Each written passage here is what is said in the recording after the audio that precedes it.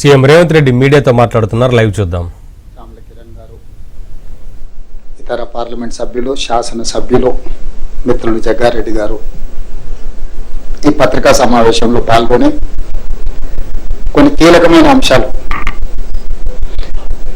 ఇది పార్టీలకో ప్రభుత్వానికో సంబంధించిన అంశం కాదు, ఇది దేశ ప్రజలకు సంబంధించిన అత్యంత కీలకమైన విషయము.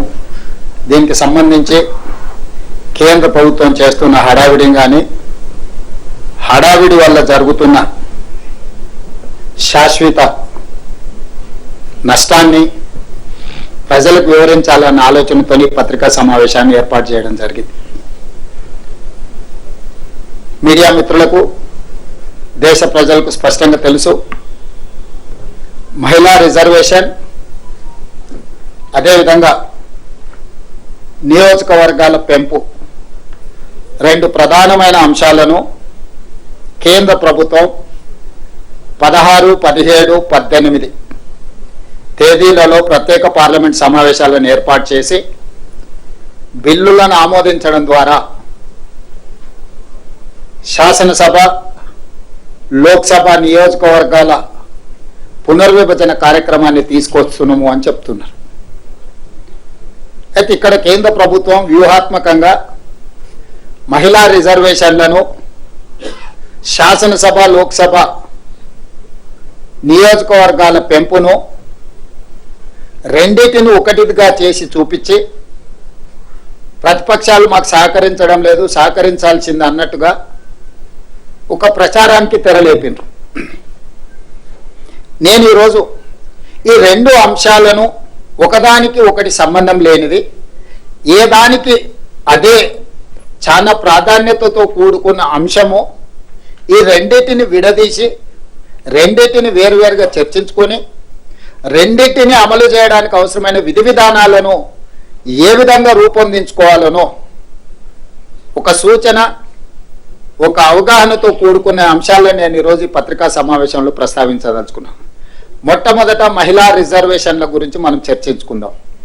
ఆ తర్వాత నియోజకవర్గాల పెంపు, నియోజకవర్గాల పునర్విభజన మీద మాట్లాడుకుందాం. కాంగ్రెస్ పార్టీ మహిళా రిజర్వేషన్లకు వ్యతిరేకం అన్నట్టుగా నిన్న మన కేంద్ర మంత్రివర్యులు లేదా భారతీయ జనతా పార్టీ పార్లమెంట్ సభ్యులు కాంగ్రెస్ మీద ఆరోపణ చేస్తున్నారు. నేను ఈ సందర్భంగా ఆ నాయకులకే కాకుండా ప్రజలకు గుర్తు చేయదలుచుకున్నాను. స్వతంత్రం వచ్చిన తర్వాత ప్రజాస్వామిక దేశంలో రాజ్యాంగాన్ని రచించుకొని ప్రజలెన్నుకున్న ప్రభుత్వాలను ఏర్పాటు చేసుకోవాలని ఆలోచన చేసినప్పుడే పురుషులతో పాటు మహిళలకు సమానమైన ఓటు హక్కును మొట్టమొదట ఈ దేశంలో ఇచ్చిందే కాంగ్రెస్ పార్టీ. అప్పటికే ప్రపంచంలో చాలా దేశాలలో మహిళలకు ఓటు హక్కు కానీ, మహిళలకు కనీస గౌరవం కానీ దక్కని పరిస్థితుల్లో స్వతంత్ర భారతదేశంలో కాంగ్రెస్ పార్టీ మొట్టమొదట మహిళలకు ఓటు హక్కును ఇచ్చి పురుషులతో పాటు మహిళలకు సమానమైన అవకాశాలు కల్పించి రాష్ట్రంలో కానీ దేశంలో కానీ ఏర్పడబోయే ప్రభుత్వాలు మహిళలను నిర్ణయం తీసుకునే అవకాశము, అధికారము కాంగ్రెస్ పార్టీ కల్పించింది. ఆ తర్వాత దేశ ప్రధానమంత్రిగా, ఈ దేశానికి రాష్ట్రపతిగా, లోక్సభ స్పీకర్గా, వివిధ రాష్ట్రాలలో ముఖ్యమంత్రులుగా, వివిధ రాష్ట్రాలకు గవర్నర్లుగా చాలా రాజ్యాంగబద్ధమైన పదవులలో మహిళలకు అవకాశం కల్పించిన పార్టీ కాంగ్రెస్ పార్టీ. మీ అందరికీ తెలుసు, రాష్ట్రపతి, ప్రధానమంత్రి, Lok Sabha speaker, governor, chief minister ఇలాంటి కీలకమైన పదవులకు మహిళల నాయకత్వంలోనే పనిచేసి మహిళల్ని నియమించడమే కాదు, ఆ మహిళల యొక్క నాయకత్వంలో పనిచేసిన పార్టీ, 140 సంవత్సరాల చరిత్ర కలిగిన పార్టీ, స్వతంత్రం కోసం కొట్లాడినప్పుడు కూడా మహిళల్ని అధ్యక్షులుగా పార్టీకి నియమించుకున్న పార్టీ కాంగ్రెస్ పార్టీ.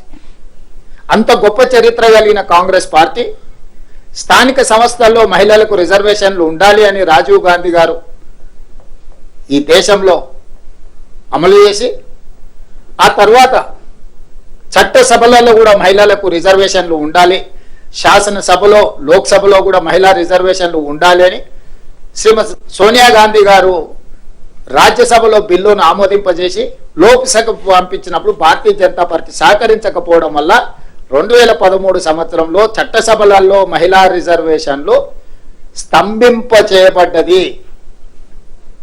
2013 నుంచి 2023 వరకు 10 సంవత్సరాలు నరేంద్ర మోడీ గారు ప్రధానమంత్రిగా మహిళా రిజర్వేషన్లు ఊసే ఎత్తకపోవడం, మహిళలకు రిజర్వేషన్లు ఇవ్వాలన్న ఆలోచన చేయకపోవడం వల్ల